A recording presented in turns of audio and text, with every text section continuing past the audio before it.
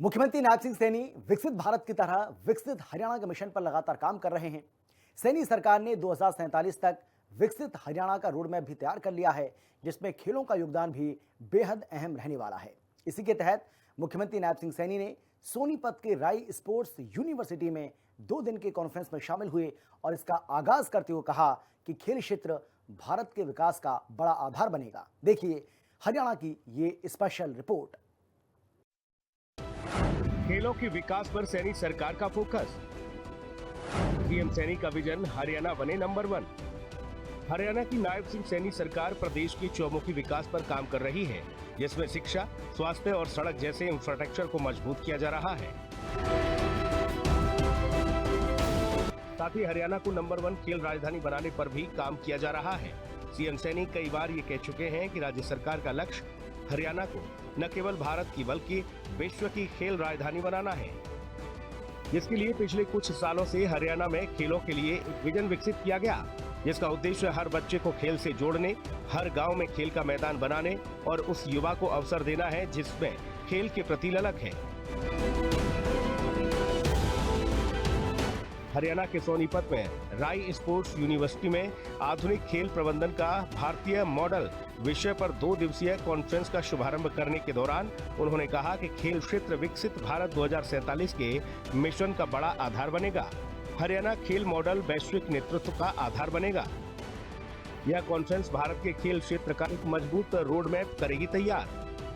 विकसित भारत के लक्ष्य में खेल क्षेत्र की भूमिका अत्यंत महत्वपूर्ण।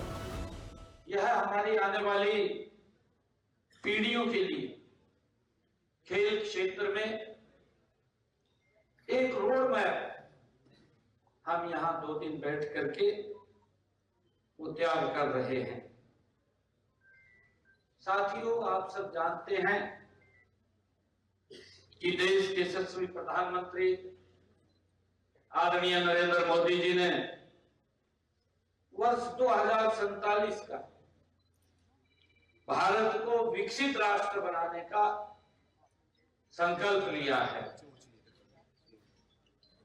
और इसमें खेलों की भूमिका भी बड़ी महत्वपूर्ण है। मुख्यमंत्री सैनी ने कहा कि हरियाणा की धरती ने हमेशा खेलों के जरिए भारत को विश्व स्तर पर पहचान दिलाई है। राज्य के खिलाड़ियों ने अंतर्राष्ट्रीय टूर्नामेंट में पदक जीतकर देश का नाम रोशन किया है। उन्होंने यह भी कहा कि 2026 के राष्ट्रमंडल खेलों और 2028 के ओलंपिक में हमारे खिलाड़ी पदक तालिका में शीर्ष पर रहेंगे। सीएम सैनी ने प्रधानमंत्री नरेंद्र मोदी के नेतृत्व में पिछले 11 सालों में खेल क्षेत्र में भारत की प्रगति को सराहा और कहा कि 65% युवा जनसंख्या वाले देश में अलग रणनीति की आवश्यकता है। इसके लिए केंद्र और राज्य सरकार मिलकर काम कर रही है। इस दौरान मुख्यमंत्री सैनी ने हरियाणा में खेल और खिलाड़ियों को बढ़ावा देने के लिए सरकार की ओर से किए गए कामों को गिनाया। उन्होंने बताया कि हरियाणा सरकार ने पिछले 11 सालों में खेल क्षेत्र में 989 करोड़ रुपए से ज्यादा का निवेश किया। इस वित्त वर्ष के बजट में 589 करोड़ 69 लाख रुपए का प्रावधान किया गया। आज राज्य में 3 राज्य स्तरीय खेल परिसर हैं, जबकि 21 जिला स्तरीय स्टेडियम, 163 राजीव गांधी ग्रामीण खेल परिसर हैं, 245 ग्रामीण स्टेडियम और 9 मल्टीपर्पज हॉल विकसित किए जा चुके हैं। अब प्रदेश के हर जिले में हाई परफॉर्मेंस केंद्र और पंचायत स्तर पर मिनी स्पोर्ट्स कॉम्प्लेक्स स्थापित किए जाएंगे। हरियाणा सरकार 15,634 खिलाड़ियों को उपकरण उपलब्ध करवा चुकी है। वर्तमान में प्रदेश में 1,489 खेल नर्सरी संचालित हैं, जिनमें 37,000 खिलाड़ी ट्रेनिंग ले रहे हैं। मुझे विश्वास है कि हमारे खिलाड़ी जब 2026 के राष्ट्रमंडल के खेलों में और 2028 के ओलंपिक में पदक तालिका में सबसे ऊपर नजर आएंगे।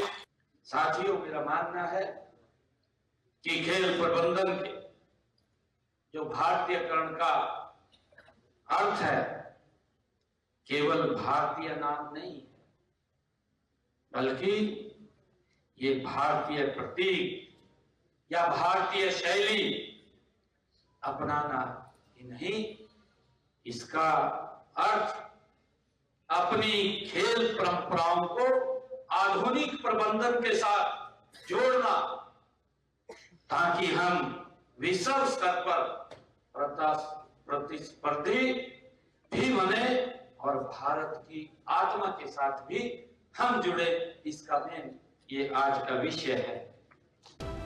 मुख्यमंत्री नायब सिंह सैनी ने कहा कि खेल अब सिर्फ खिलाड़ियों का विषय नहीं बल्कि रोजगार का भी महत्वपूर्ण क्षेत्र बन चुका है। ग्रामीण और महानगर क्षेत्र में सुविधाओं के अंतर को अवसर में बदलना हरियाणा सरकार की प्राथमिकता है। उन्होंने कहा कि स्पोर्ट्स मैनेजमेंट का भारतीयकरण 4M पर आधारित है: model, mindset, management, moral values और मॉडर्निटी।